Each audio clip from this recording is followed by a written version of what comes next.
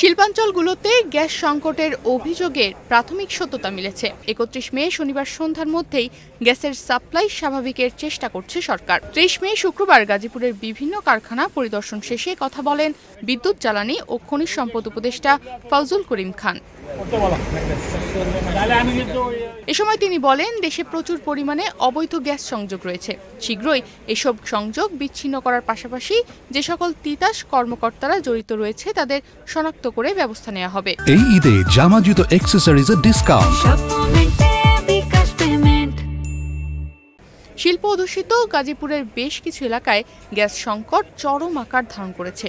কয়েক মাস ধরে লাইনে গ্যাসের চাপ কম থাকায় তৈরি পোশাক সহ বিভিন্ন শিল্প কারখানায় উৎপাদন ব্যাহত হচ্ছে।